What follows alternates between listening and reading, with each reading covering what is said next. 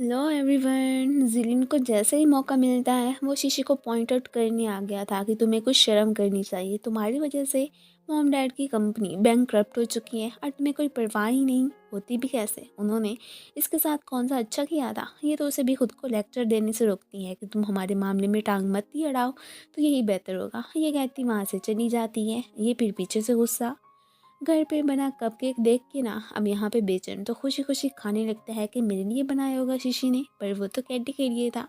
जैसे इस बारे में इसे पता चलता है ना, तो तब इसकी शक्ल देखने वाली। खैर, अब पनिशमेंट के तौर पे उसे भी कैट फूड खाने को देता है कि अब होगा ना हिसाब बराबर, जो कि ये चुप करके रख लेती है और क्या ही कहती है उसे।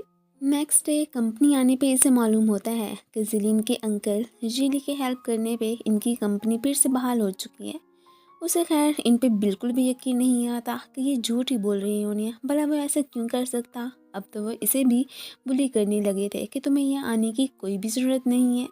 बेचैन जो कि इसे ड्रॉप करने आया था, ये देख के उसे बहुत बुरा लगता है। इन दोनों को फाइट करते देख के ना ये खुश के वाह, मेरे लिए दोनों अंकल और भतीजा लड़ाई कर रहे हैं। खैर, उसे क्या पता कि दोनों तो एक दूसरे को जानते तक नहीं।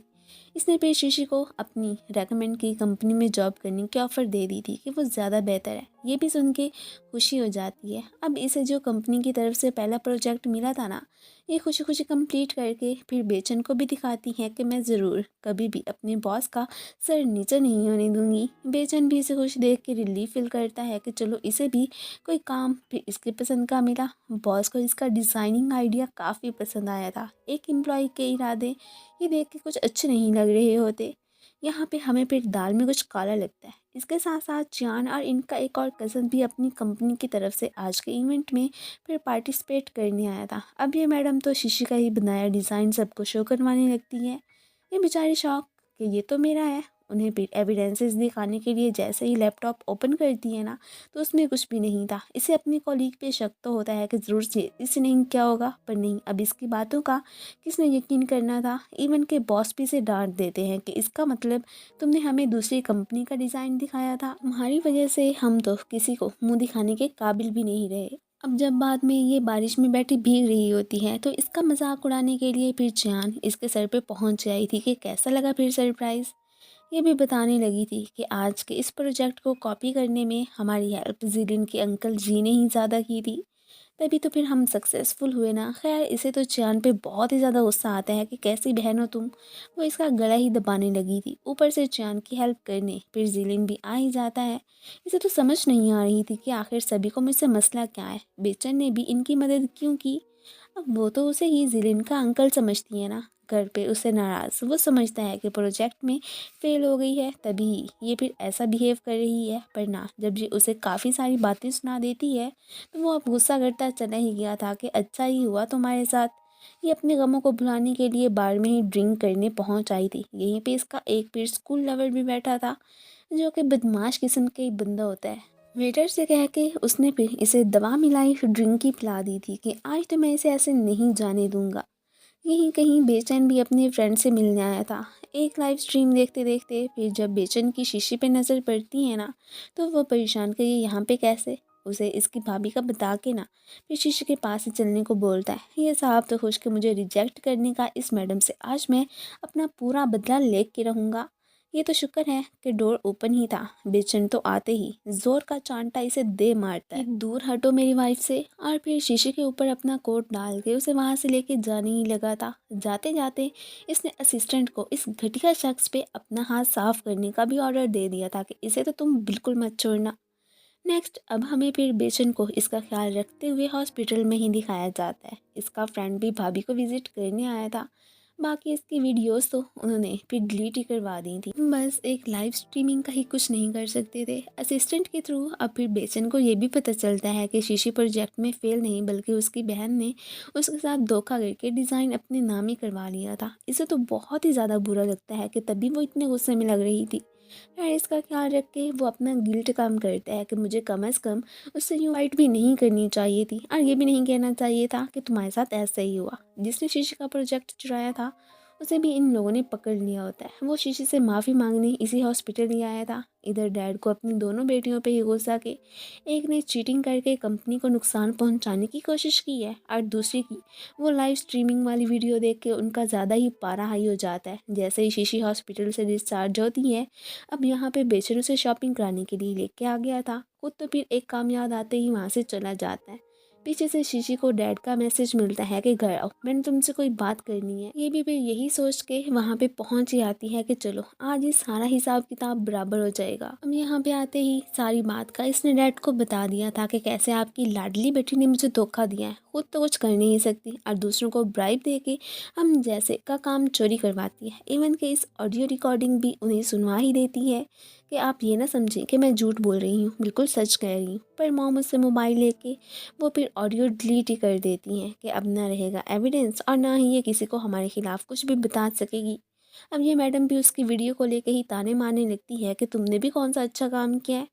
इवन कि इसका मोबाइल तक वापस नहीं करते ये लोग। डैड ने फिर सर्वेंट से कह के इसे पकड़वा दिया था कि तुम अब मेरी इजाज़त के बगैर एक कदम भी बाहर नहीं निकालोगी। जो बदनामी हमारी करवानी थी ना, बस करवा ली। जल्दी पे तेल डालने के लिए जान तो डैड को इसे एक कोल्ड रूम में बंद करवाने का कहती है कि यही इसकी पनिशमेंट होनी चाहिए। वो भी उसका कहा मान के फिर उसी रूम में ही इसे बंद करवा देते हैं। यहाँ पे तो काफ़ी ज़्यादा ठंड थी तो बेचारी को बहुत ही कोल्ड लगता है, पर क्या करती, यहाँ से निकल के जा ही नहीं पा रही होती। बाहर खड़ी आंटी को डोर ओपन करने को कहती है कि मुझे यहाँ पे सांस नहीं आ रही, प्लीज़ दरवाज़े तो खोल देना। पर नहीं, वो तो बिल्कुल नहीं मानने वाली थी। और बस फिर फ़ोन पे ही मॉम डैड को इसे लेके इन्फॉर्म वगैरह करती रहती है कि बस वो मरने ही वाली है, तुम लोगों की जान छूट जाएगी। जैसे तुम लोगों ने कहा था ना, मैं वैसा ही कर रही हूँ। उसके लिए बिल्कुल भी डोर ओपन नहीं किया। घर आके बिचन हैरान कि अभी तक शीशी यहाँ पे पहुँची क्यों नहीं, कहीं उसके साथ कुछ हो तो नहीं गया। उसके फ़ोन पे कॉल करता है बट वो तो आगे से बंद था। अब फिर असिस्टेंट से कह के उसने पता करवा लिया था कि शीशी तो अपने पेरेंट्स के घर गई थी। वो अभी तक फिर इसलिए लौटी ही नहीं। ये हैरान कि उसकी उनके साथ बनती तो है नहीं, सो उधर गई क्या करनी थी। उसे ढूंढता हुआ घर पहुंच जाता है। आंटी को फिर डरा धमका के उसने पूछ लिया था कि वो किस रूम में है। उसके पहुंचने तक ये तो यहाँ पे बेहोश ही हो चुकी थी। खैर नेक्स्ट टाइम ये शीशी को हॉस्पिटल में ही दिखाया जाता है। उसके पास उसकी बेस्टी बैठी थी। वही उसे बताती है कि तुम्हारे अगेंस्ट तुम्हारी फैमिली ने जो भी किया ना, उस बारे में बेचन ने मीडिया को बता दिया है। वो फिर अब सारे ही तुम्हारी फैमिली को बुरा भला कह रहे हैं और साथ ही साथ उन्हें ये भी पॉइंट आउट कर रहे हैं कि उन्होंने अपनी बेटी के साथ ऐसा क्यों किया। उनके लिए यही काफ़ी है। अगर तुम उनके बारे में कुछ कहना चाहती हो तो ज़रूर कहो। ये भी फिर अपनी बेस्टी को कहने लगती है कि अच्छा ही हुआ उनके साथ, उन्होंने जो मेरे साथ किया ना, उसके बदले में तो इनके साथ ऐसा ही होना चाहिए। और साथ में अपने मन में फिर बेचन को भी काफ़ी अप्रिशिएट करने लगती है कि उसने मेरी खातिर क्या क्या किया। घर पे ये सब परेशान कि फिर से शीशे की वजह से हमारी रेपुटेशन ख़राब होकर रह चुकी है। जिलिन को एक आइडिया आता है कि मेरी और चियान की बहुत जल्दी इंगेजमेंट होने वाली है ना, वहीं पे हम शीशे को बुला के उसे हम अपने लिए गवाही देने को बोलेंगे। ऐसा कुछ और ही ज़्यादा प्लान कर लेंगे, कुछ तो करना होगा ना। सभी एग्री करते हैं कि ठीक है। ये इधर बेचन के रूम के बाहर आती है कि क्या मैं आज रात तुम्हारे वाले कमरे में सो सकती हूँ। जब से मेरे साथ इंसिडेंट हुआ है ना, मुझे अकेले में सोने से डर लगता है। हॉस्पिटल में तो मेरी बेस्टी मेरे साथ रहा करती थी, उसने भी इजाज़त दे दी होती है कि ठीक है। इसे तो रात को नाइटमेयर्स ही आने लगे थे। अब शीशी को कंफर्ट करने के लिए ये जल्द से उसके पास आता है, उसे हक करके फिर तसल्लियाँ ही देने लगा था कि डोंट वरी, मैं हूं ना तुम्हारे साथ। अब नेक्स्ट डे उसे बिस्तर पे अपने साथ लेटे देख के ना वो तो एकदम सरप्राइज रह जाती है कि अरे मैं यहाँ पे कैसे। यार ये तो उसे एक्सप्लेन कर देता है कि तुम कल रात को बहुत ही ज़्यादा डर रही थी, सो मैंने फिर तुम्हें कंफर्ट करने के लिए अपने पास ही लिटा लिया।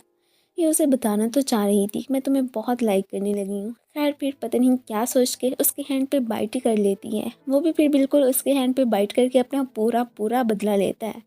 ऑफिस में इसका फ्रेंड इसे अपने साथ ज़बरदस्ती कहीं चलने को बोलने लगा था। और बस यहीं कहीं शीशी भी अपनी कंपनी की तरफ से एक क्लाइंट से मिलने आई थी, जो कि कोई और नहीं बल्कि यीली ही था। बाहर आते ही जब वो बेचन को जाते देखती है ना, तो हैरान कि ये इस वक्त कहाँ पे जा रहा है। खैर फिर यहीं पे ही जिलिन भी आया था।